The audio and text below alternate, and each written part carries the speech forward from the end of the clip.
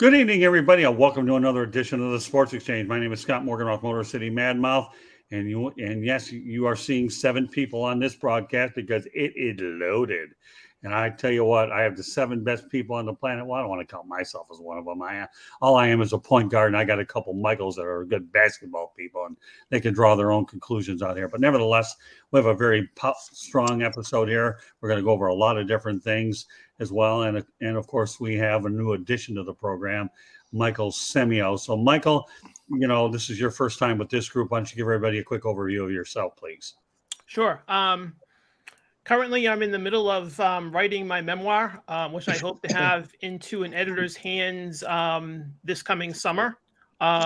Professionally, I am a healthcare consultant who helps healthcare organizations kind of write themselves financially. So that's me.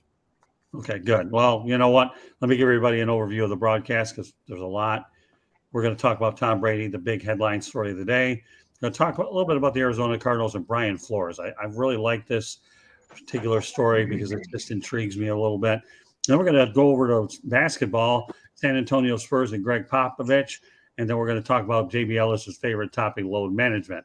JB Ellis was not shy when we were texting each other, and he had a lot to say about it. And JB Ellis, I'm expecting you to make sure you definitely speak your word on this one as well. And of course, we have our parting shots, and I'll fill you guys in, everybody, with some interesting facts to move it along. So, with that said, let's go to Tom Brady. Retirement a year ago, he retired. And to me, it's just amazing how here's a guy who's won 14 conference championships, 7 Super Bowls. And what I want to do with this situation is to me, when I think of Tom Brady in the New England sports realm, I think of Brady versus Larry Bird, okay? Because this is a very interesting comparison. I say that because they were not great athletes, but they were super competitive. They were students of the game, and they outthink their opponents. Now, when I think about the fact that Brady is a former Michigan Wolverine, mind you, 199th in the draft when New England picked him up, it's an intriguing story. We all know that Brady has a $375 million deal waiting in the wings with Fox. And of course, Greg Olson's done a heck of a job in his first year.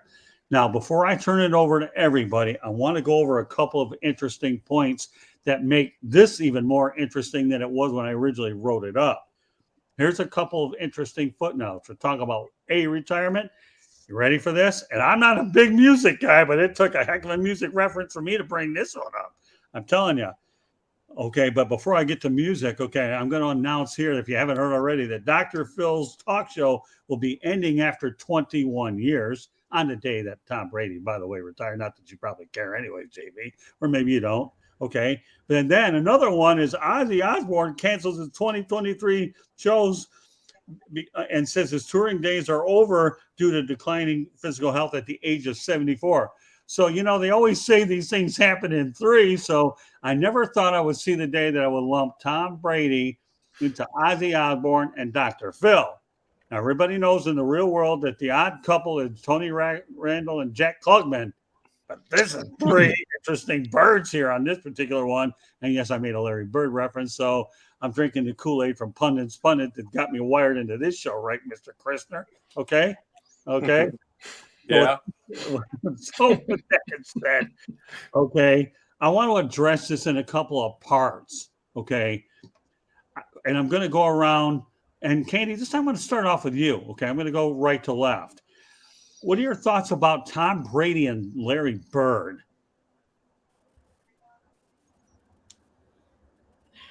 Two greats in their own sports. Tom Brady, they all say is the GOAT. I'm not going to say Larry Bird is a GOAT, but he is one of the best that the NBA has seen. I don't know that I don't think we'll ever see another Tom Brady. I don't think we'll see someone play as long as he has. Congratulations to him. Good for him on his career, his storied career. He followed his dream and he made his dream a reality. Good for him. And congratulations on retiring. Yeah, and yet the amazing part about it is retired February 1st, 2022, the first time, and now February 1st, 2022, the second time. I want to, before I turn over to you though, MS, I'm going to call you MS, okay? Because I know a lot of people like to go ahead and use initials if differentiate some people, except in the case of con man, because I already got that figured out already. But here's the deal. A year ago, almost a year ago, I had Tampa's retired Tampa sportscaster Tom Korn on the Sports Exchange and told him that I thought that Tom Brady would return, and he did 40 days later. This time it is for good. Now, Korn and I joked about this, and he said that I was right in a candid way. I told you it was one of my I told you so moments, and I still plan on buying Korn dinner when I return to Tampa. It's okay. So now that to me, and again, I was talking to Tom about it because I just didn't feel like Brady was ready. I don't know whether I felt like he was being pressured by Giselle to do it right away, but then he got the itch to continue to play. Now, with that said, I'm going to add another sidelight to this thing. But before I do that, Michael, why don't you give me your thoughts about the Larry Bird and the Larry Bird Brady comparison? So I think it's a little bit different as far as because Bird coming out of college was well known and had already had established his name, and he knew pretty quickly coming into pro basketball that he was going to be it. Brady a little bit different, right? Brady comes in a late draft pick, a couple of years later has to work his way through, and if not for a really tough injury to Drew Bledsoe, we may never have seen him. So the difference in the two is with Bird, redefine the position as Brady does. So there's that direct comparison to each of them. But again, Bird knew coming in where he was going to land, and he was going to be that guy for that franchise. Brady had no idea. And Brady, yes, once he has it and he holds it, he rides it for as long as he can and takes great pride in his ability to change his athletic ability, which wasn't much, but he does improve that. He improves his diet. He improves, his physicality as it goes forward. So I think they're diametrically opposed as far as making a direct comparison. But, as far as I can go with that, because I keep on looking at differences as opposed to anything that is comparable to each of them. Yeah, and I'll reiterate what I said before because I had a chance to meet Larry Bird, and I worked with him when the Pistons were playing the Pacers at the Palace of Auburn Hills. And for those of you guys are hearing it for the first time, I addressed him by the Coach Bird. I know you're not obviously one of the better athletes out there, but what makes you better than a lot of the competition you face? He was really nice about it. The way it's about how you phrase the question, right, Jacob? If you phrase a question a certain way, people are going to respect you. He says, "What makes me much different is I outthink my opponent and I think 3 steps ahead of it." And that's the mentality I have. Don't think in a million years that Tom Brady doesn't carry the same philosophy. He's a thinking man's quarterback. He really is. You don't rack up 90,000 yards because you can't think about anything and there's not a high intellect. But again, I'll reiterate, I don't think they were both the greatest athletes, but they were super competitive and they were students. And I think that to me summarizes it best. All right, Rick Purdy. Well, I mean, they're both played in Massachusetts. They're both legends there. I think how their identical is probably their mentality is just that they're just driven to be the best. They want to win. They've won at the highest level. Like Mike said, theirs is a little different. We knew who Larry Bird was when he was coming out of college. We didn't know who Tom Brady was. I mean, who is this guy? And poor Drew Bledsoe, he's always going to be the Wally Pipp of the NFL. It's like if he only didn't get injured, we never would have heard of Tom Brady. So we didn't even know who he was. And then when we saw him play, we're like, wow, who is this? Sort of like a Brock Purdy. He was like, wow, who is this guy? Right. This guy is amazing. Then he wins all these Super Bowls, and now he's the greatest of all time. It's an amazing story, but I would compare them more on their mentality and their undeniable will to win. Yeah, Tom Korn and I had a really cool conversation when I brought him on the air. And again, it was just fun to be able to say, hey, I don't think he's ready yet. And it's not about I told you so moment because you can kind of tell about competitive nature depending on the individual themselves. And, again, Tom Brady went out on his own terms anyways. Think about this. This guy, obviously went in the playoffs. The result wasn't as much as he wanted to, for sure. But, You know, he's going on his own terms, not like he don't have a job. And the one thing I should point out about his contract is he deferred some of that money, and the Buccaneers are going to have to pay him for the next 2 years as well. So it's not like this guy not going to have a paycheck. He'd always defer his money all day long. JB Ellis has been waiting patiently. You don't have to wait anymore. Give me your thoughts. Listen, Deflategate, Spygate, Tom the Turkey. Yeah, more Super Bowls than any franchise, but he's a cheater. We have baseball, which we have the home run king, who's not in the Hall of Fame. So we're going to put Tom Brady in the Hall of Fame. Rob Parker said it best today. I'm with Rob. You know what? You're a cheater. You're a cheater. If we're keeping cheaters out, let's talk about what Brady is. He cheated. Not multiple plays. So yes, he had a great will to win. So did Barry Bonds. So did a lot of other baseball players that are in the Hall of Fame. Pete Rose, Charlie Hustle. The man wanted nothing more than to win. Gave his body for the game, not in the Baseball Hall of Fame. So, listen, Tom Brady's a great athlete, but at the same time, let's not all say he's Mr. Innocent. He's involved in 2 cheating scandals, so I'm good. Ron Man? Well, in comparison to them both, I think about professionalism and the work ethic. I mean, they're both leaders and they have the respect of their peers. And I think they've both done a tremendous job in their careers. Bird was not as long as Brady's, but I think that they both instilled the work ethic, and you have to admire what they've done during their career. I mean, Brady, he played 20 years, 23, whatever it was. 23. He had a great career. He had a great career, and he's a winner. Larry Bird is a winner. I would say they're both winners, and they're both outstanding individuals as far as their professionalism and their work ethic. So that's what I think about them too. Okay, Jacob. Semio, you're about to get a little bit of a lesson from the world's youngest birdophile. I was the bird. I was the bird guy all through my youth, all the way, and I got it from the start. But I'm gonna bring you a little different, like I do in every show. I'm gonna go a little different. The biggest difference between Brady and Bird, it's the fact that for one thing, Tom Brady was more New York than he was Boston. He basically had his own little loft, his own little don't do that. What? Don't insult me. Don't insult me being a New Yorker. No, I'm talking about this when he wanted his. I'm talking about where he wanted to live. He is not a Bostonian type person. That's just what I'm saying. Larry Bird, he went back to Indiana, but just his look. Larry Bird's look just said steel worker and construction man in Boston. That is what his look looked like. And he played like it. Mind you, they're both smart people. Bird looked like he could fight. That is Bostonians. That's the Southies in Boston. That's those guys.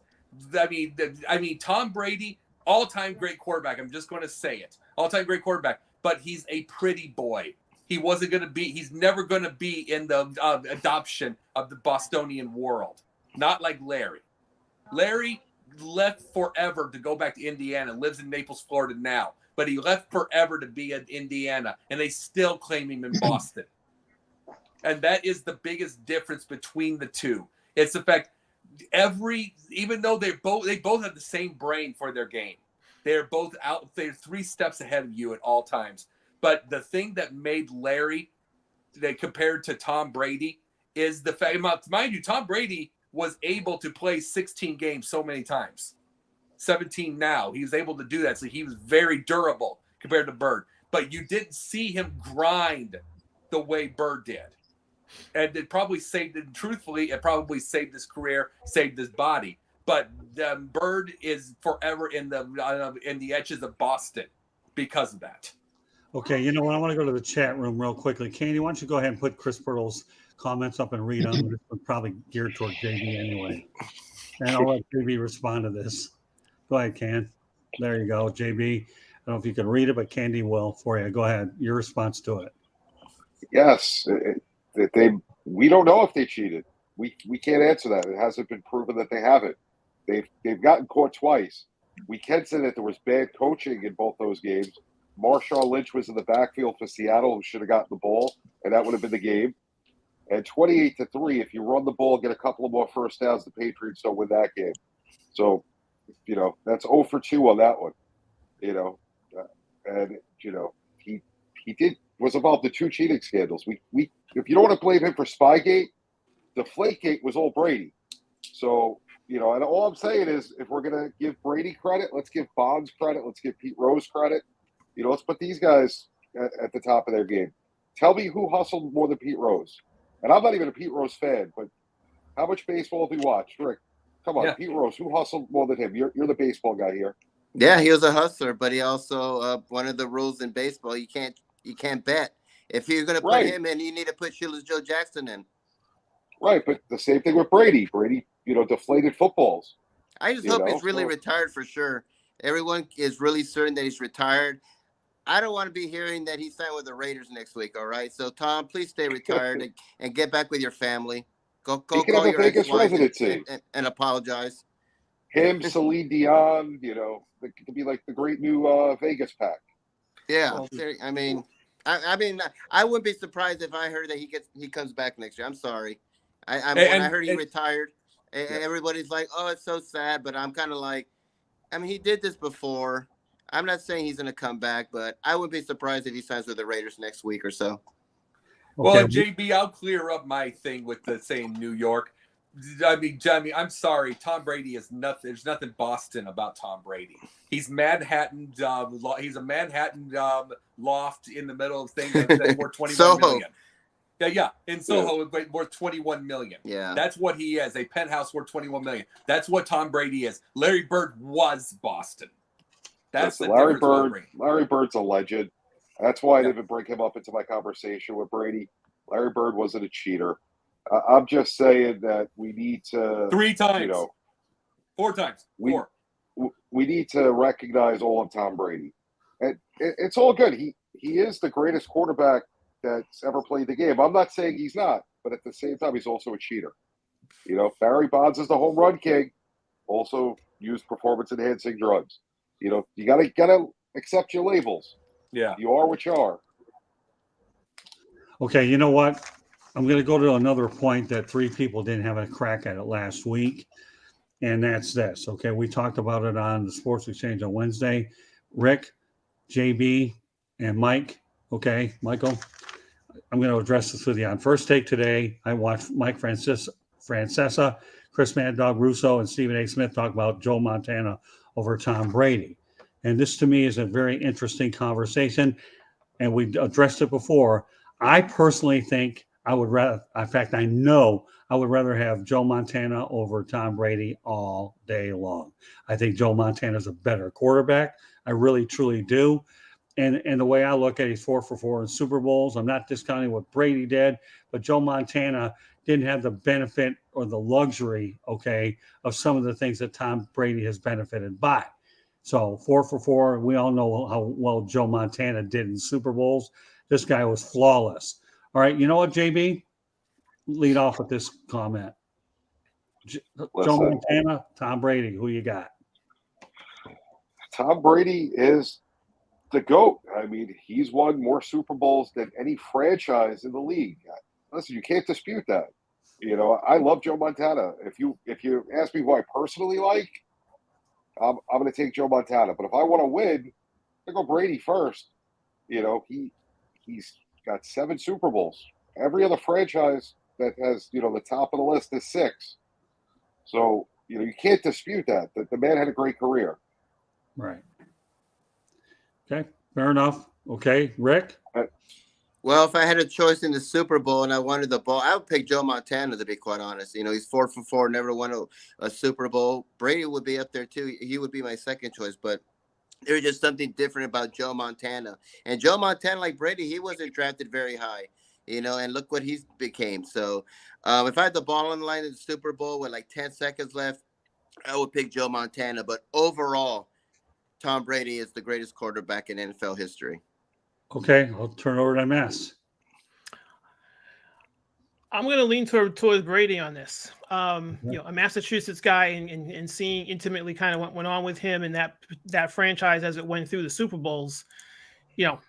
I'd want his hands on the ball at the end of the game. And Montana was great, no doubt. And one of the two things about both of them is in Montana with Walsh leads to this transformation of the league, right? So that short passing game comes in with Walsh, and that's what Brady, that's really where he succeeds, is that type of game. So it's pretty interesting that they kind of have that parallel to them, aside from being great quarterbacks. So I'm going to land with Brady on that because I've seen too many comebacks, and I saw how that franchise relied on him with some really weak support. He didn't have the best receivers. He didn't have the best tight ends for a while, but Belichick relied on him, and he knew he could get it done. And I saw some games where you just didn't think it was going to happen. And these weren't big games. These were just regular season games that he kind of pulled it out, and he just rode Brady. So that's where I'm going to put my hat with Brady on this. All right, you know what, though? All right, JB, our colleague Denzel Snipes. If you says, to be fair, Montana had better built offenses. Brady made the man look like an all-pro. His best wide receiver was Moss. I'll tell you, he really had a heck of a year with Moss, who he had for 3 seasons, Montana for Rice for years and years. So excellent points, Denzel. Thank you very much for putting those in there. Those are really good. Okay. So, all right, well, we'll move on to our next subject, and we're going to talk some major. Oh, whoa. You forgot. Oh, right. No. Who forgets me? No. Good move. Good move. No, I thought we mentioned it, but you can get your. No, I didn't get it. No.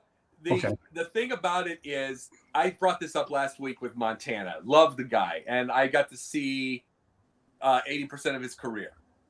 The thing about Montana is, in comparison to Brady never had a defense or a team that necessarily gave him any real trouble. Any real deal. Montana, I am saying this right now, the 85 Bears 46 defense murdered him like it murdered everybody else. And then the next year the Giants defense murdered him.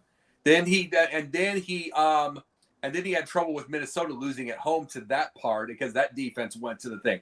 There was moments where Montana had to get himself back into the mold again. He had issues with certain levels of defense. Brady never did. He ripped them all apart. Now, do I love Joe Montana? Oh yeah, an all-time great. He was great with the Chiefs too. Mm-hmm. He would have great with the Chiefs too. And it's like, I think he's an all-time great. I mean, he's Joe Cool. He's clutch. He is the guy. You're right. He's very, very lethal. And it's like, and he was the guy that said, "Hey, look, John Candy, while 96 yards downfield or 90 yards downfield, go for the winner." So he's just cool. He was confident. He was all that. But the biggest thing is, it got to give it to Brady because there was never a real defense or a team that ever gave him any real issues. If you beat him once, he beat you 6 more times. And I think Michael really said it best too. I mean, what Brady's best offense, he had a lot of no-name offenses. Yeah. Welker and all that. He running backs that, wouldn't play on 20 of 30 teams in the league. Receivers that I don't know how he was finding them. So, and his defense wasn't always the best. It was just good coaching, and Brady was really good at what he did. Okay. Well, the one thing I wanted, this was the thing, is one thing about Brady that I've always respected. When there was the free agency thing going on, I would say, this is during the time, there were people that wanted Cam Newton on the Bears side, and I was the one saying I wanted Tom Brady right after he had thrown the interception. And the reason it was because the normal Nimrod fan, the emotional nitwit, would go, the normal one of those, they just look at all of Cam Newton's 2015 highlights and say, see, he'll do that for us. But then they'll just look back at the last interception by Brady. But see, what I was looking at was the standard. Tom Brady has a standard.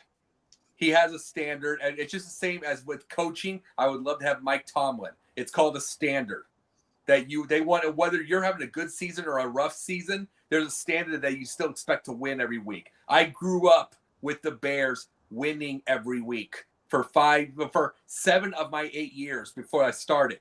I want that standard again. And Brady, because Brady has a standard. So, and that's, I'm not saying Montana didn't have that, but it's what I respect with Brady. Okay. Can All I, right. can I Well, jump in 1 second on that? Sure. Yeah. So it was interesting in watching those teams where I started to learn how Belichick was coaching. And Belichick has this way of shortening the game and playing to the clock and how many possessions you were going to have in a game, how many possessions you had left in a particular period of time. And Brady played right into that. Their offense actually geared towards that. And you could see it play out over time. And it was interesting watching those teams as the seasons went on, and you could see how it would develop.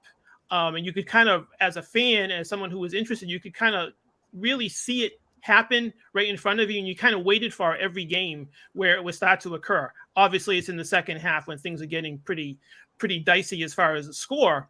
But watching him shorten the game and playing possession to possession was really cool to watch. And seeing he had that advocate in Brady where he got it, he understood it, and he knew how to execute it cleanly. And that took a lot of time for him to learn that. And he was a great student for that. And so that team relied on that and waited for those things to happen. So when you hear about the culture of the Patriots and buying into that or not, that's really what it was trusting who you had and trusting that philosophy, which again, as a fan and someone who was interested, it was really cool to watch. Okay. All right. Well, I love all the opinions. I think they're fantastic. All right, we're going over one more football subject, and I believe we lost Conman. I don't know what happened to him. So it is what it is. We march on, and hopefully He must have hated Brady. Yeah, Scott. maybe. We Load lost, management. but Load management. Scott, no comment. Yeah, go ahead. Scott, I know the one thing I will say about Joe Montana and Tom Brady, Joe Montana has took, I think, so much more of a beating on the field. Yeah. And he was tackled, he found, he had to, body just couldn't handle it. Tom Brady has managed to not be as injured, not get as tackled, whether he's the quick release out or anything like that. So I think that makes a big difference. I think that the game has become, we protect more of the players now, and rightfully we have to for some reasons, for like head injuries and all of that. But I think Joe Montana took more of a beating and still played compared to Tom Brady. Well, sure, it was a much more physical, demanding NFL. Everybody knows that he didn't have all the gimmicks and all the hand checking and all that. He played on that AstroTurf. It was all cement on the bottom. Oh, that too. Well, don't worry. I've seen a lot of it at Pontiac Silverdome. Don't I know? So good points, Candy. All right, one more football thing I want to get to. The Arizona Cardinals recently interviewed Brian Flores for the head coaching position. I guess one simple question here, and we'll just make a yes or no with a comment or two. Will he get a second chance to lead a club? All right, I'll go ahead. We'll start with you, JB. That's a great question. I don't foresee it at the current time with everything that went down with the lawsuit. But, stranger things have happened. Maybe it's, behind the scenes a way to get rid of the lawsuit if he gets hired. Who knows? Who knows what happens behind the scenes? Daniel Snyder still owns the Commanders/Redskins, so who knows? Okay. Well, no, that's a good point. Okay, Jacob. I have a belief that the Bears will be the first team with a black owner. And that is when, and the black owners, that's when you're going to see the black coach. That's when you're going to see Flores back. And it's like, I'm just saying, if you have that shot, if I'm wrong and they don't do it from that moment, then there is. But I think that's what at this moment right now, what's going on with Flores and now Wilkes, which I believe Wilkes is going to be another reclamation project by Tomlin.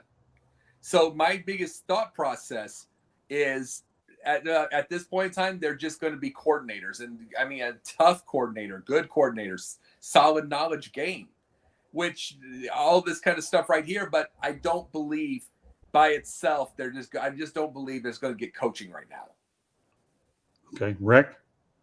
I know that's a good question. I don't think he will. I could see him more like maybe XFL, USFL, remember, like college, HBCU, something like that. But like JB said, if they want to get rid of this lawsuit, I could see them bringing him there because we know what the NFL does. They're so political. But personally, I know he's been interviewed and all that stuff. They might just be interviewing him so they can comply with the Rooney Rule. I have no idea. But do I see him there? I don't see him coaching. Maybe sometime, maybe 5-10 years. Like Jacob said, they do get an African American owner, but in the near future, I don't see it. Okay, Michael. Yeah, I think he's a bit toxic at this point, and I don't think any NFL franchise is willing to commit to him for their future. Especially on top of what we talked about yesterday, as far as those franchises coming in and getting young coaches and really trying to take a chance on some things. I don't think they're willing to take a chance on him yet. I still think coordinator role, sure, and there may be a window 5 years down the road for him, and maybe that's just kind of the realistic time. But I don't see it at this point. Fair enough. Candy, last. Well, I'll voice my opinion, but go ahead after Candy. I don't think so. I think with his lawsuit, I think it's just too fresh right now, and I think things have to settle down before he'll get a job. Yeah, ditto. That's That the end of magnitude. it.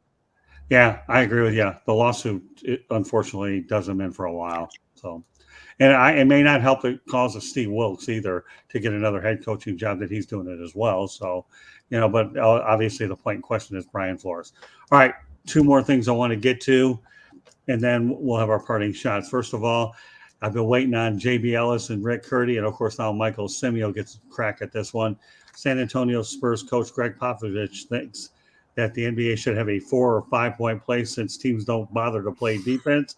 I know he's being sarcastic, but in reality, he's not satisfied with the new NBA. Okay, JB. Listen, what's defense? The Nets tonight got destroyed 139-96. 139 points. That's insane. It's ridiculous. Guys just don't play. And then they take nights off. Look at the Clippers. Mm-hmm. When do what's his name? When do Paul George and Kawhi Leonard play together? Once every 2 weeks? And they're two big players for that team. The NBA has a lot of problems, and it comes down to guys that want to play basketball rather than just, score points. There's a lot more to the game of basketball. Yeah.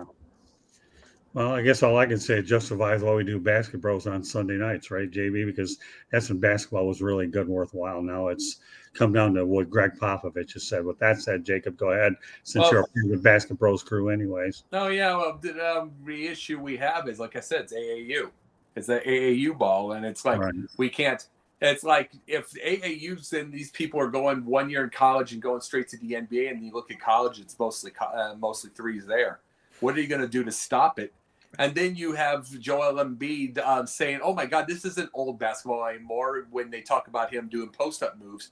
And it's like that's just saying they don't want to do 2-point shots when you don't want to do post-up moves. Right. And it's like they want to do threes. And it's like, see, the issue that I have with something like that is that the league average is what, 36, 38%?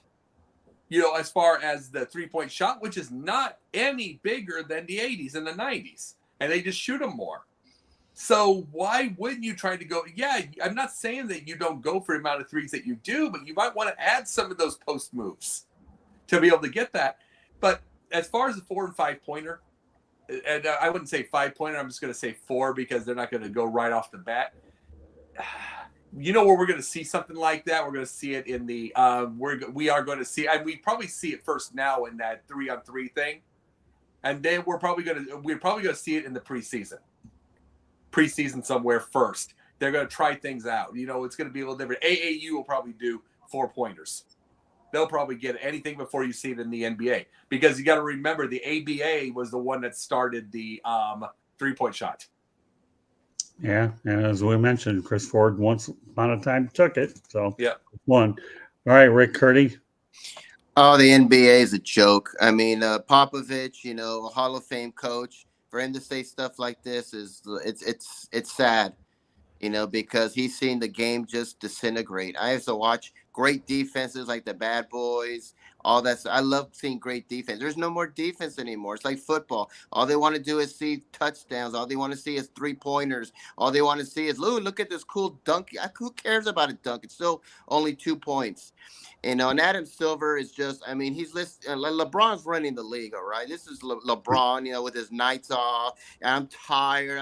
LeBron, just butch up, dude. Seriously, you're like 6'9". You want to be this tough guy, and you guys always want to take days off. And I feel sorry for the fans because they're the ones who paid, saved up all their money to get a ticket to see LeBron come to Charlotte, and then they come here to see the Hornets play because the Hornets are not very good. But they want to see LeBron play, and he's taking a night off because he's exhausted or he's mentally drained. This stuff needs to stop. Adam Silver needs to put his foot down. I guarantee you if David Stern was still alive, God rest his soul, this would not be happening. This is a joke. The NBA sucks, and there is no defense. I don't want to see 140 points scored every game. I want to see an 89 to 96 game if that ever happens. Well, I'm just going to say this real fast, Rick. I can just say this. You were talking about a 96-89 game. They had those type of games during like 2000, 2001, 1999. Those types, the lowest ratings in known history. There are just people, the people with the fish, with the attention span of a fish, can't stand the defense. They can't stand 2-1 games, 1-0 baseball games. We can. But they can't say that. I brought this up on a pundit point before I had a pundit's pundit. I brought this up. The sports world is for the casuals, and the casuals want to see the high points. They want to see they want to see the long ball. They want to see all the passing. They don't want to see the defense and do all that. So that's that's where it becomes a problem, though, because when we see those. But I can deal with something in the middle. It went from one extreme to the other. It's like the Globetrotters. It's like watching the Harlem Globetrotters play every day. Yeah, they've come to the point where they don't value the 2-point shot. A guy like DeRozan who, can shoot the 2, it's not valued because the 3-point shot's more valuable. You can miss 2 or 3 3-point shots, and if you hit one, it's worth more than, hitting two 2-pointers in the coaching metric, which makes no sense to me. Okay. All right, Michael, 4 or 5-point shot, absurd. Is that the right word for it? Yes, that is the right word. Okay. I could go really long on this, but I'm not going to. Go long. Legislation I'm sorry? Go long. I don't care. Legislating defense out of the professional leagues is where we are. And that's unfortunate.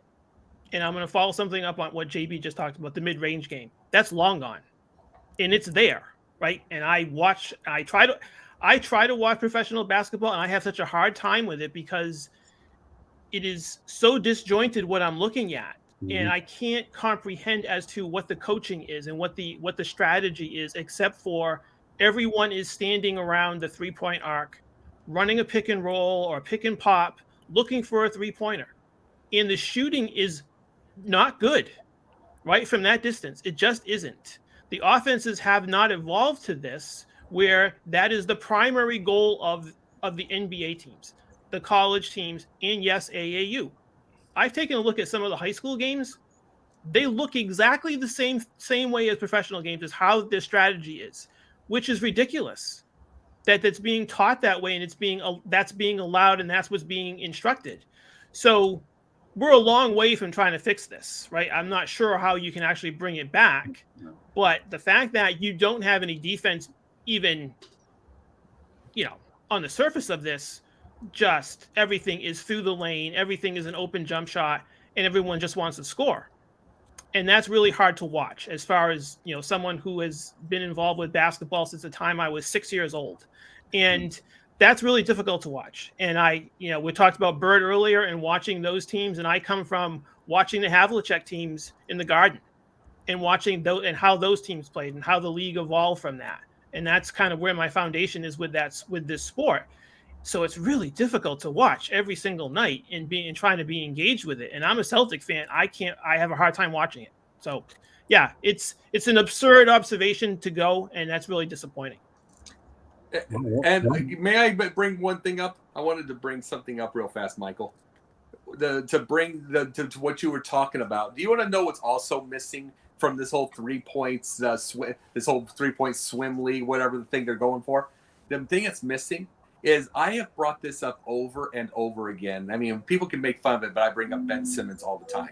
Ben Simmons can't shoot. We know this whole part. But the thing that can happen, the last week before he had to come out with his knee injury, you know how many assists he had before he came out with his sore knee? He's a pain in the butt. But you don't know how many assists he had for he came out in the right at the beginning of the second quarter? 7. Mm-hmm. He pitched. He was distributing the ball. You want to know what he had last week when he had 2 points, like 11 rebounds and 9 assists. And he had That's that not valued anymore. No, true. but you're right. But this is what I'm bringing up. That's 21 minutes. I'm like, if I'm a coach myself, I want that. I have scorers. But this is the way that basketball is getting now, where everybody has to be able to do that. You can't have that role guy. And guess what? He can block a couple shots and steal 2 balls. So he can do that too, even though there's no defense anymore. He does do that also at 6'10". I want those things, but you're right, JB. They don't want that anymore, which is ruining the ball game. You can have that role player that can do something like that, but they want everyone a shooter, and then they want to be able to make fun of Ben for not being able to shoot the ball. And it's like, I'd rather just have the guy that can do those things and help the other boys. Everyone at this point is a stretch 4, right? Yeah. That's what the league is. And so that's what they've gravitated towards, and that's what it looks like in AAU, and that's what it looks like in college, where you can't facilitate even getting a good look at the basket. Everybody wants to take the ball to the basket. Everybody wants the hero play, which again makes the entire experience really disconcerting. And if you're a new fan coming in, you don't know any better, right? You don't know the history to this. You're just watching what's in front of you at this point. But for those of us who have history, it's really hard to watch. Mm-hmm. And you're trying to see value into a stretch 4 and what he can do. And it's very limited in what they can do, because you would have thought, I can cover every position. You can't. And you don't want to, because it's not being pushed. And Jacob, to your point, there's the plus minus with Simmons has been great all season. Yeah. And that's, again, following JB's point, it's not being valued, right? You can't find, except for some older guys, who are the real true point guards now? There's a handful, right? The true point guard is Ben Simmons. Well, right, but if you're looking at a point guard, a true point guard right now, the oldest is Chris Paul. Yeah. Right, so there may be a handful of those guys that are actually designated as a point guard, but everybody else is sort of this hybrid in the middle talent, middle size. We want you to do everything, and they're not capable. And that's why I think you have these scores which just look outlandish at this point. Okay, good points all the way around. Candy? So, Jacob, I think you hit one of the nails on the head when you said that as fans, it's the casual fan that's bringing in the money for these big teams, because the true fans of the sport are going to be there pretty much no matter what. Although the NBA is now starting to drive even some of those away, right. we have such short attention spans. We're trying to shorten the game for baseball. We're trying to adapt new rules for this and that.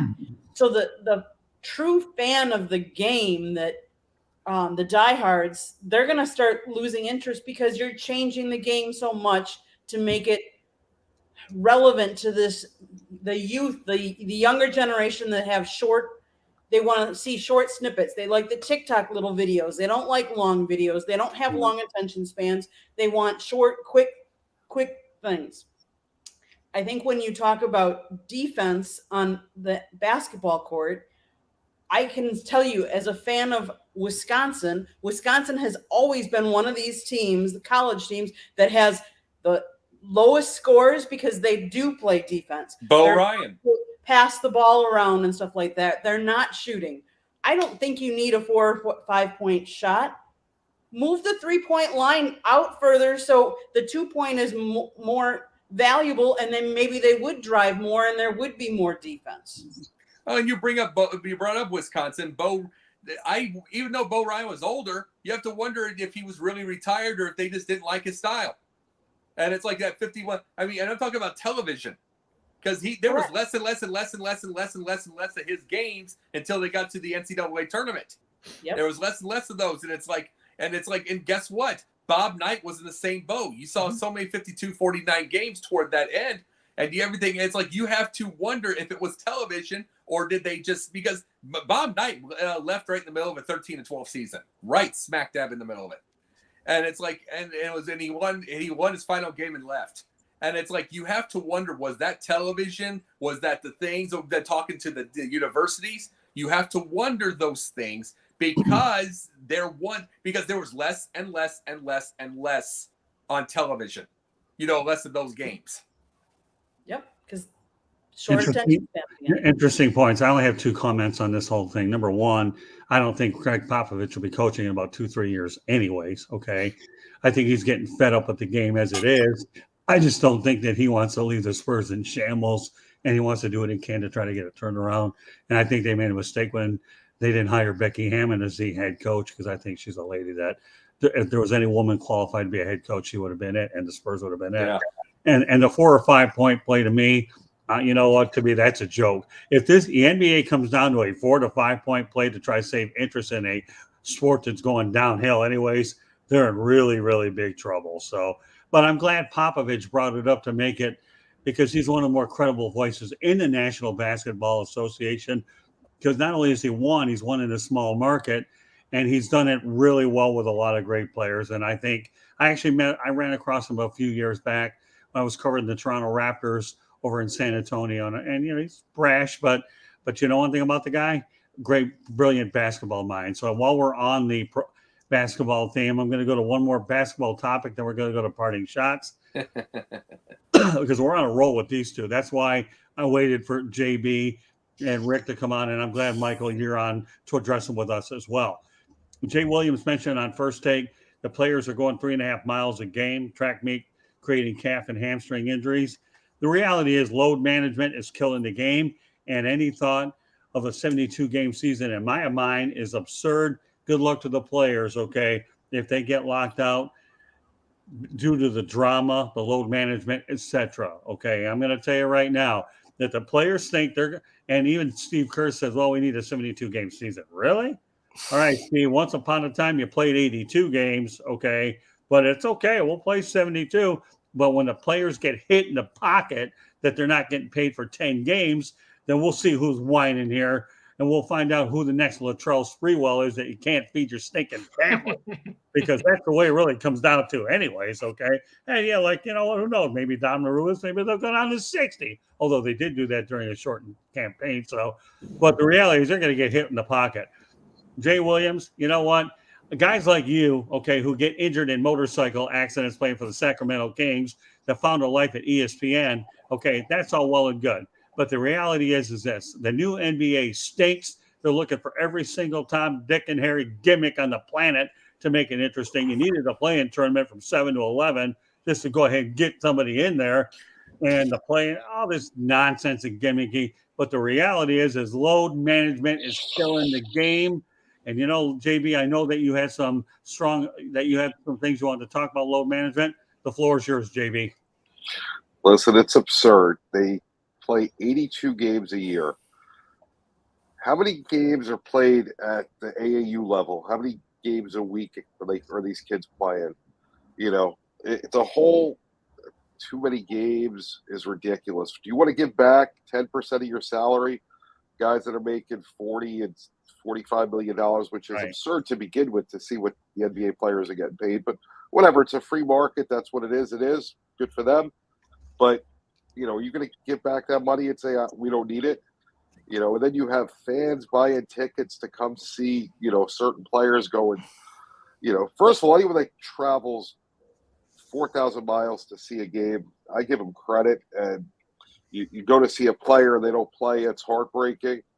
If it's not for an injury, there's really no excuse. These guys should be playing every game. You play to win the game. You don't play, the regular season is important. You play to get the number one seed. If you're not that good, you play to make the playoffs. But you want to give up games? Then why are we playing the game? Let's just cancel it, forfeit. Right. You know what? Why spend everyone's time and effort? But it's just ridiculous. These guys taking days off. I'm going to tell my boss, listen, I worked 4 days this week. I had enough. Listen, Scott, I did 3 shows this week. I got to take this one off. Okay. Yeah. I mean, come on. It's a joke. Well, JP, let me point out something that occurred last night, okay?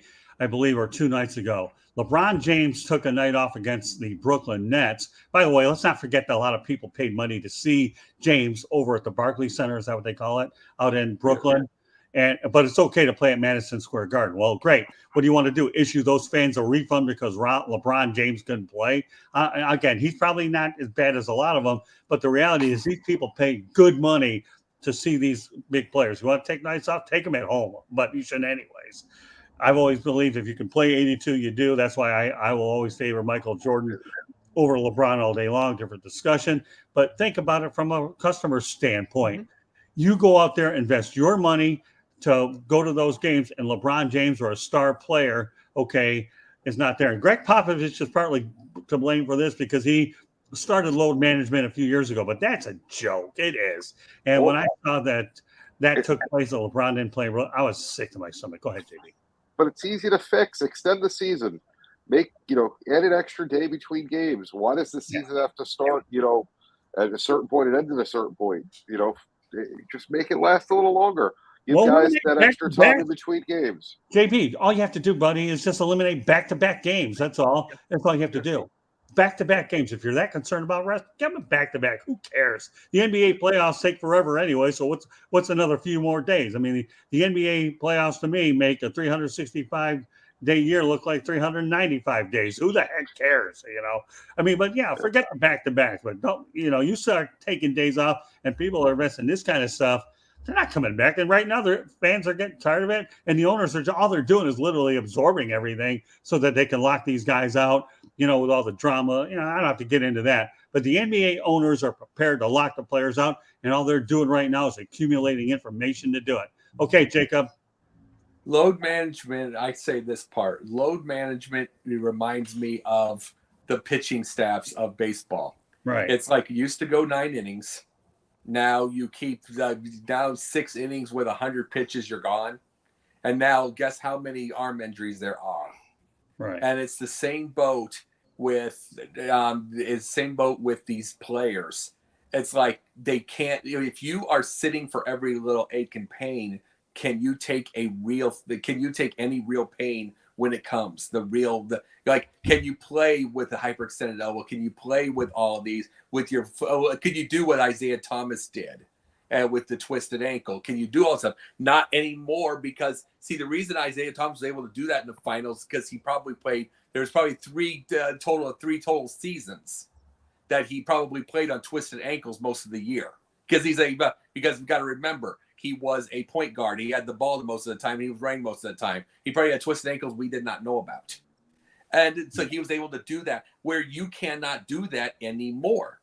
And you can't get it because everybody does the load management. At the same time, we didn't see many 16-season players, 17, 18-season players during that time because when they did play 82, you did see like Moses Malone and stuff like that, but he was dead by season 11 or 12. He just played to get the check at that point. But other than that, you don't see too many 25 season. You're not going to see that again probably like Vince Carter. But you're going to see 17, 18, 19 season ones. You're going to see a few more of those because of load management. Am I liking it? No.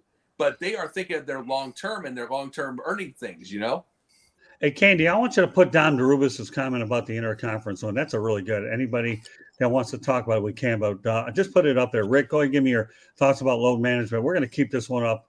And maybe if time permits, we can talk about Don because this is really good. Go ahead, Rick. It is a complete joke. I mean, how many years and years have they played 82 games? And I never heard Michael Jordan or Larry Bird, Isaiah, Karl Malone, all the greats that I watched, Clyde Drexler, ever say, you know what? I need to take a day off. I am so mentally drained. But yet they're not mentally drained to go to the nightclubs and go to the strip clubs and do all this stuff and go on their TikTok and go on their social media now. And it's just the game is so watered down. We talked about no defense. That's why there's so many people scoring 60, 70 points a game because there's no defense. And now these spoiled, entitled I'm not billionaires. Billionaires are acting like children, and here we are working so hard for our money. And these guys make millions and millions of dollars, and they're complaining because they're too mentally tired. It is a complete travesty. It's insulting. It's a joke.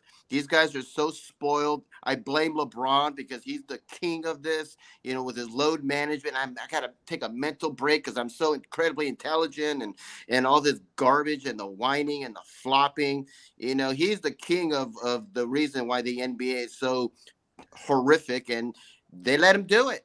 There's no saying, you're letting the inmates run the asylum, and that's what they've done. They let the inmates run the asylum, and the other people are just standing by, like Adam Silver, because we don't want to upset them. We don't want to upset them. We don't want to hurt them. We don't want to hurt their feelings. So they let them do what they want.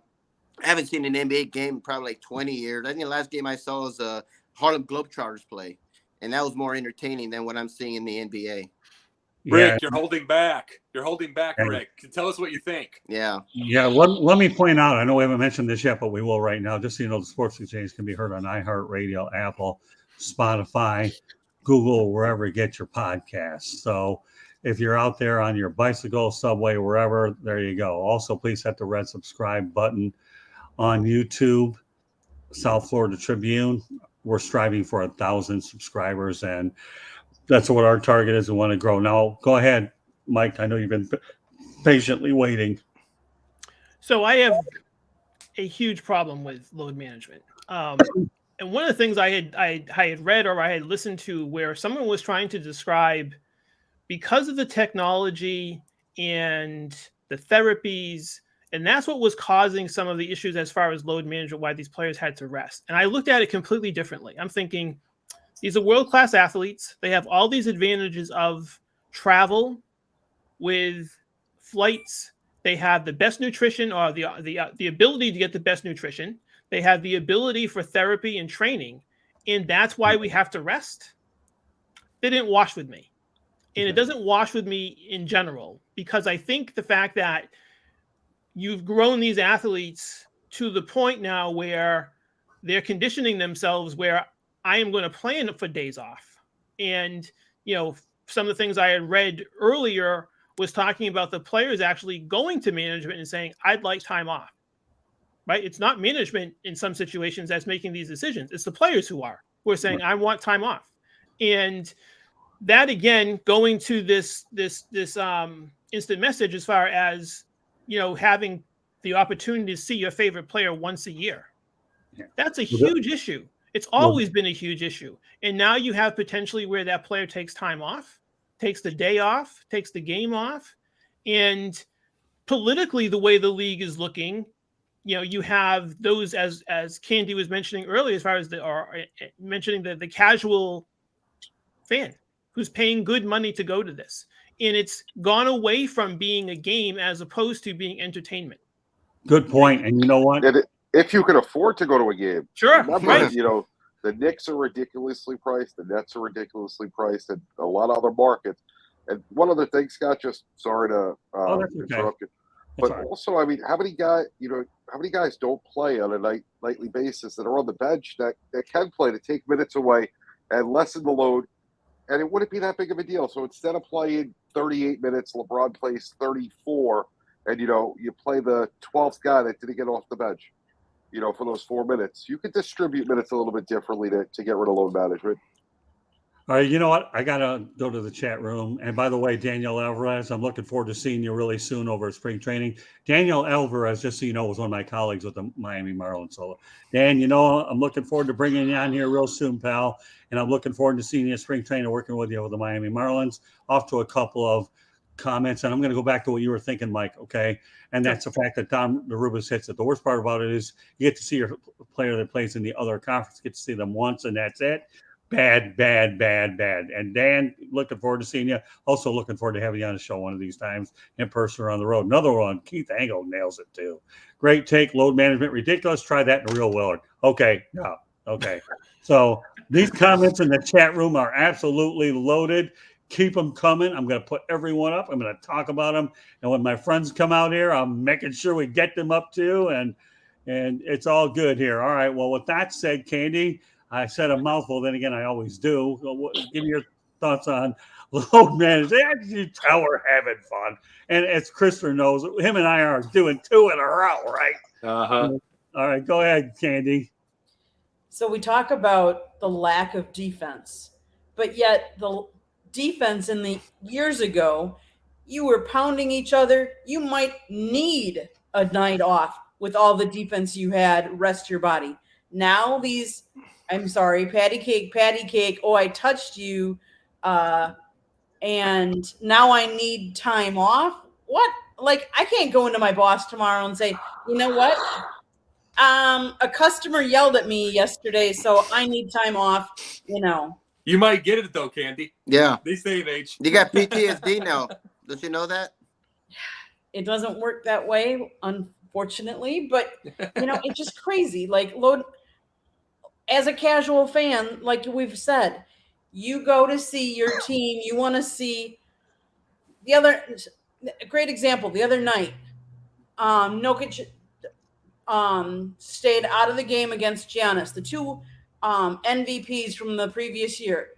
Wouldn't you want to see that matchup, them two go against each other? But yet one of them was load management, sitting on the bench, not playing. So you missed that opportunity. Well, that's a prime opportunity to promote your game, promote the teams, promote those players, and yet you missed the opportunity. You sat one. Well, what's interesting is when you mention that, why wouldn't the league step in and say, hold on a second? We've got 2 prime players here, 2 great teams. Why don't we showcase this? Right? So you lose that marketing opportunity right then and there. You know what, Mike? Wait for the next collective bargaining agreement. Well, no, and because I mean, how do you pick and choose which games you decide to tell guys they got to play? I don't know. I got to play the hot net. I don't know. Right. I can't play right now, but the Hornets stink. Don Darubas is on fire here. I'm sorry to interrupt you, but this is a Basket Bros moment, okay? And I have to put that up there because Darubas is really nailed it. Sorry, JB, to interrupt you. Oh, he couldn't play in that era. Yeah. There's no way. Oh. He's such a whiner right now. Can you imagine the Bad Boys and Lane Beer and Rick Mahorn? And I mean, my goodness, Charles Oakley. Can you imagine him against Charles Oakley? Charles Oakley would destroy him. He'd be crying in the locker room, LeBron. And and he couldn't play for a week because he's got PTSD and I got all these mental problems with me. And I'm so upset and hurt right now. Didn't he try to kick a fan out because he was making fun of his receding hairline? Something like that. I mean, wasn't the game over? Wasn't the game over? Wasn't the game over when that happened? But I mean, it was ridiculous. Yeah, you know what they should do? Fans now. I got the answer for this for the whole load management. Sure. If a guy sits out, if it's on the player has to give up his salary for the game, and you raffle it off to the fans that are in attendance. So everyone's happy. That who cares? Let people sit out. And if it's on the team, they have to match what the player's salary is for the game, and raffle it off to the fans. So you know what? You didn't get a chance to see LeBron play, but 7 people left with whatever amount of money that would have been. You know what? I guarantee you, if they start having to give away that kind of money, they'll all be playing. Hey, you know what, JB? If you're not any good at your day job, Adam Silver can get out. We'll be more than happy to put you there. And by the way, you're in the same area. But I want to go back to Don for a moment. LeBron would catch an elbow from Rick Mahorn or Bill Laimbeer and retire on the spot. Oh, I know. I work with those 2 guys anyways. And you know what? Introducing Daniel Alvarez, my colleague with the Miami Marlins. There he goes. You talk about a fouling and a guy that does what he's got to do. Is that Ben Shapiro? Huh? Is that Ben Shapiro? I don't know. Daniel Alvarez. You'll hear more about him down the road. I had to. So if you're broadcasting, I want to bring something here. I want to bring something here though to say this. I brought this up before. You've heard me. Yeah. You've heard me. This is a league that is built by agents and lawyers. That is all of sports now, basically. It is they are doing all this load management and telling their players to get load management because they don't want injuries taking their chances at getting their money. And especially when there's certain leagues that don't have, like an NFL, that do not have a guaranteed money. and there's guaranteed money in certain things. They're trying to get their money, so they're telling them to take that break. Don't get yourself hurt.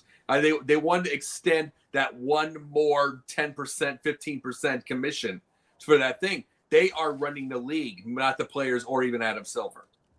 Well, like I said, JB, if your day job in broadcasting doesn't work out, the NBA may have a job over as commissioner. I'm telling you, think about that guy in the in section 222 in the corner in the last row. He wins the raffle for like a seventh of LeBron's paycheck for the night.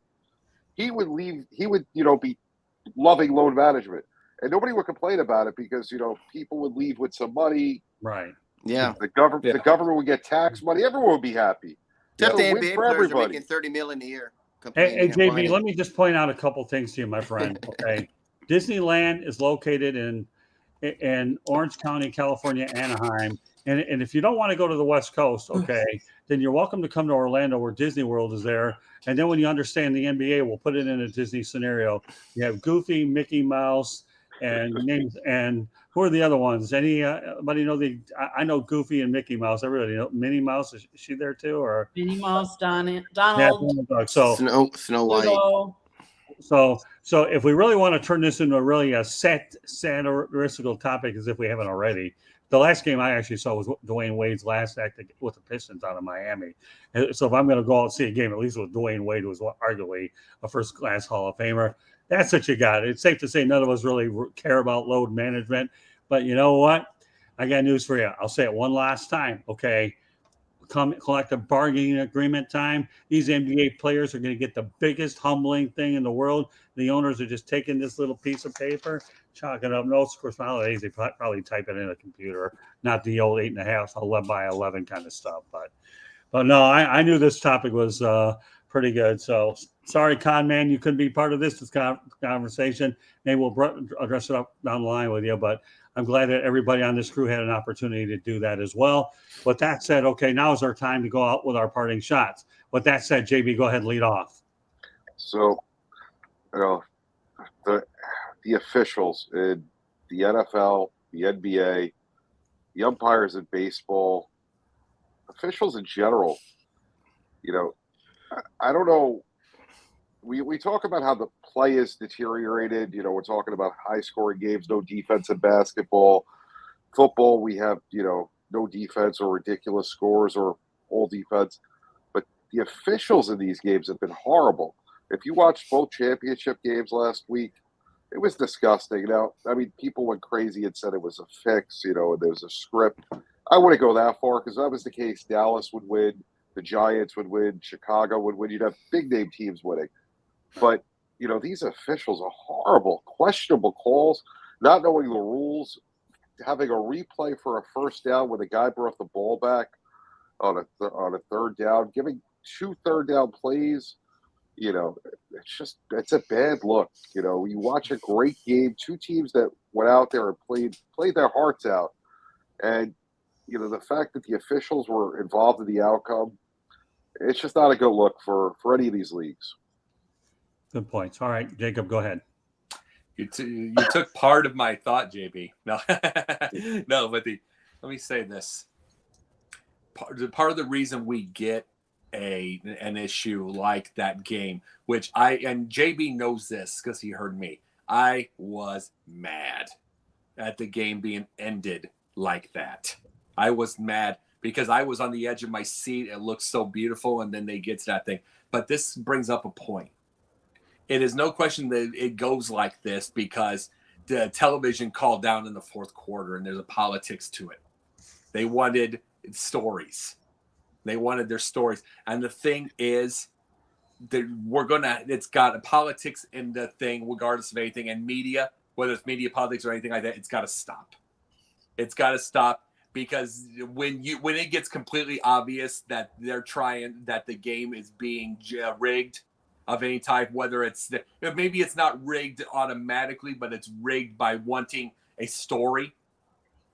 Letting a story out there. Let's get it because we get this. We're going to get Andy Reid, and we rig it based off of that. But the thing is, when you get something like that, how hard will the players on another team go? How hard will they play? How hard will they give it if they know? Like there was an interview with Arian Foster. He talked about that he got a script or whatever. The guy's kind of a conspiracy theorist anyway, so I'm not going to say it in full. Especially when you would not have your TV, when you would not have your TV product like Chicago, Atlanta, the high end New York being so bad so many times. So I don't believe that totally, but there's a point to it. The rigging comes in the politics and the story by the media, and things would get a lot more interesting again if we quit kowtowing to the media and kowtowing to the politics of everything and kowtowing to stories. Just let the game play itself out. Okay. All right, Rick. Okay. Rick. The NFL seems to get everything right. The ratings, the Super Bowl, everything, but their Pro Bowl All-Star game sucks. It is the worst easily in all of the sports. Now they want to do flag football. I had no problem with it because they don't play any defense. They don't want to hurt their buddies. I mean, the Pro Bowl has been a complete joke. And now it's getting worse because now we're seeing people like Tyler Huntley. Who?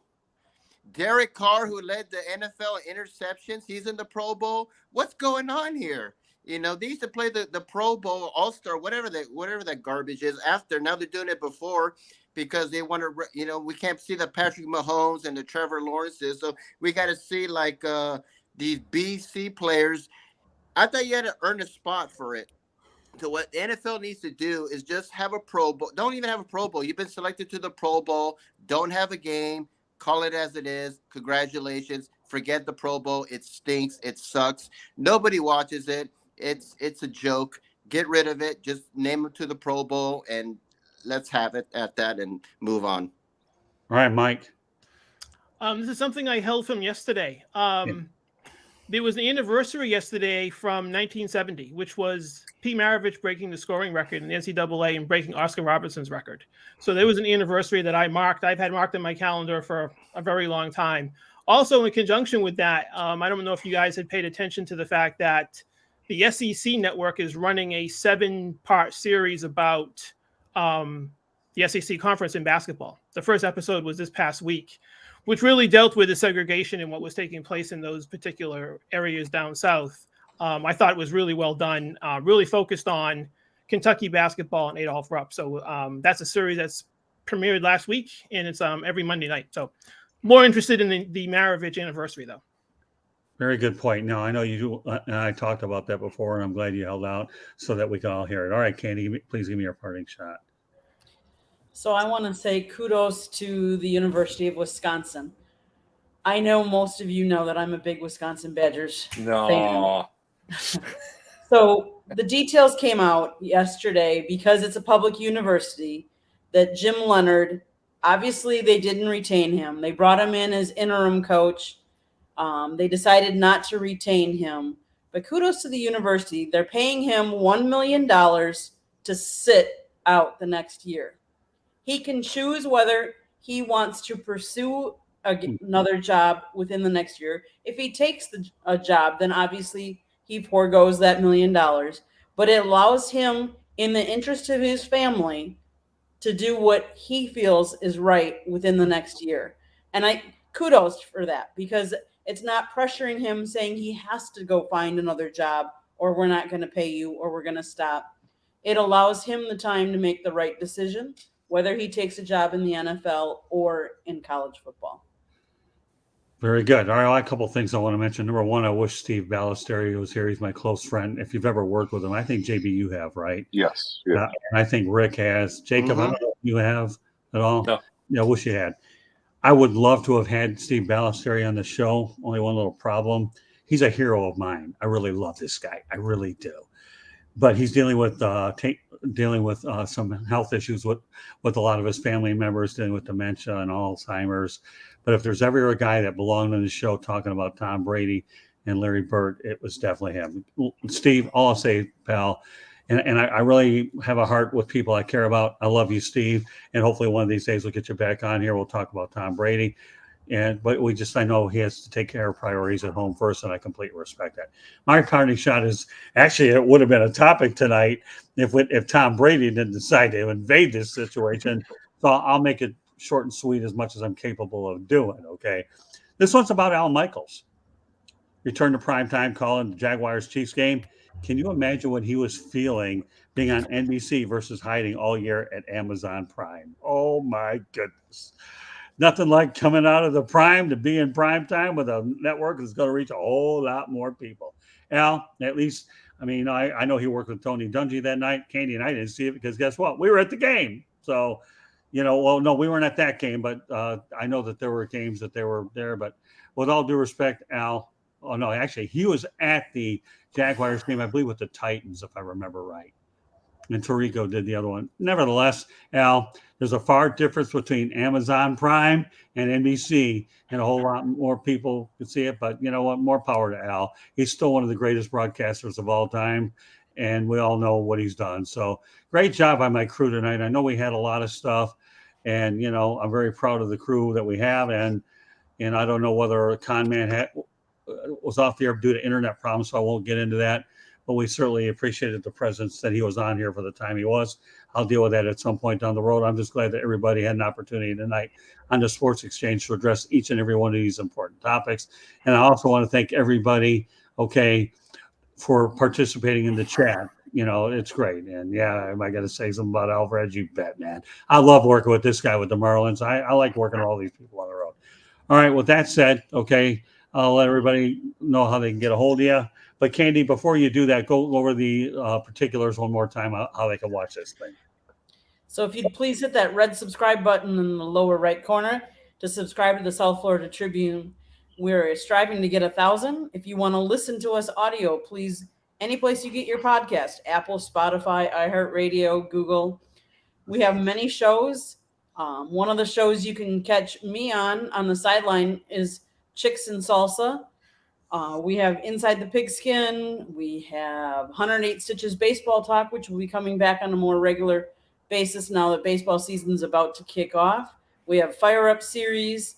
You can email us at southfloridatribune@gmail.com. You can go to our website, www.southfloridatribune.com, and you can read all kinds of good content, see all of our shows. Come over to the South Florida Tribune side. That's all.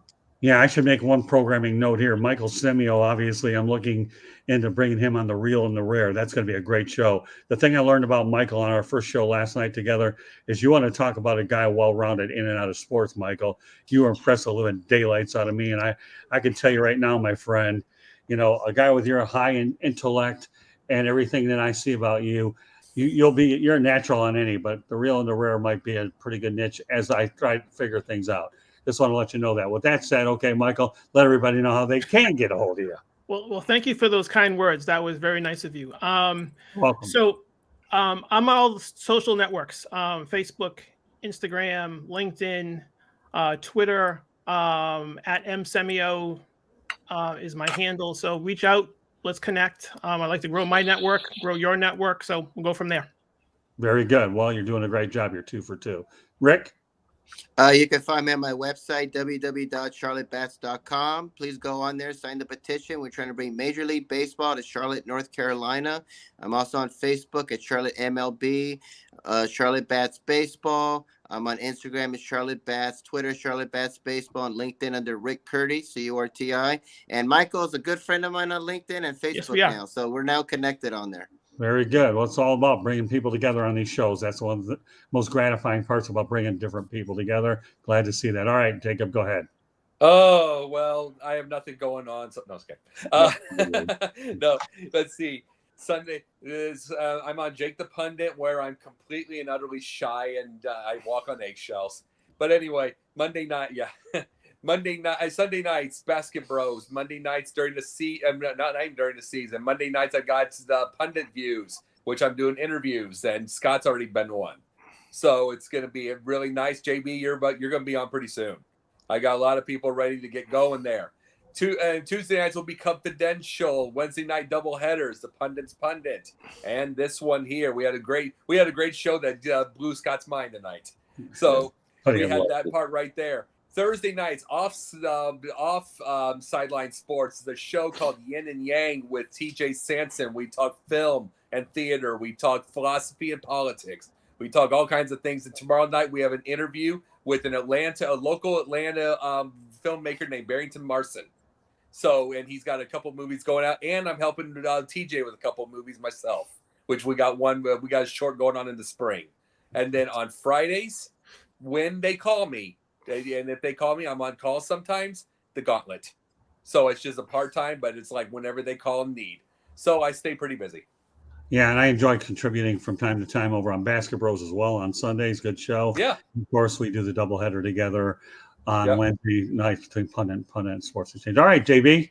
I know you're off to the Super Bowl, so we're going to see you for at least a couple of weeks, my friend. And I should point out before Ellis goes ahead, we're going to be working on a show together very soon called The Celebrity and the Journalist. Okay, so I'm really looking forward to launching that in the next several weeks once our schedules settle down a little. All right, JB, go ahead. JB_ the program on the way out to Super Bowl 57 in a couple of days. Also, baseball. Rick's a huge baseball guy. Sideline Sports is teamed up with the IBWAA. We do handle their social media right now. Definitely follow them. You'll see that they're a lot more active on social media at the moment. If you're a podcaster, writer, anything involving anything with social media, writing, or anything, and you want to join, feel free to join. You can catch me on Sideline Sports Tuesday at 8:30. Here Wednesday, the J&J Sports Express radio roll all next week. Lots of parties, different events. You're going to see a ton of top-notch former players, current players. Make sure you're paying attention. We're probably going to do a sports exchange from there as well. Sounds like a plan. I'm looking for anything you got out Super Bowl. I've been a part of 7 of them, 4 in person, and any way that we can assist Sideline Sports on our Super Bowl coverage, that's what the partnership is all about. Not only expanding the coverage in any way that we can, but I love being able to have the talent between the two parties. Candy, anything else that you want to mention that I forgot or anything or about us? Just hit the subscribe button. We're striving. You never know what number you're going to be. We want to hit that 1,000. Very good. Well, you know what? Awesome show tonight. So on behalf of Candy Ebling, Michael Semio, Rick Curdy, Jacob Crisler, JB Ellis, the program, who had some great thoughts about road management, as well as other stuff. My name is Scott Morgan, Roth Motor City Man. Thank you for joining us on this edition of the Sports Exchange. Next week, the Sports Exchange will have 2 episodes. It'll have the Wednesday night one, and then George Eichhorn and I will be doing a separate episode on Thursday as well, a little bit earlier. So, he's not on Wednesday as shows after 9 o'clock anymore. I want to make sure we take care of him so that his sleep issues don't get out of control. So, but we've been doing the Sports Exchange forever. I'm glad we have 2 different versions. You get 2 different perspectives. So once again, on behalf of my incredible crew, I want to thank you very much for joining us on this edition of the Sports Exchange. And my final word to you, Mr. Ellis, is you better come back with a lot of stories from the Super Bowl, because I will grill you worse than you'll ever get grilled on a cotton picking stove that's going 200 miles an hour, my friend. And by the way, one last thing, I survived the Rolex 24 and I made it the whole time. How about that? 30 hours and 40 hours in a row, and I'm wearing the cap. There you go. All right, so good evening, everybody, and thank you very much for joining us, and we'll catch you next Wednesday night. Bye-bye now. Good night. Good night.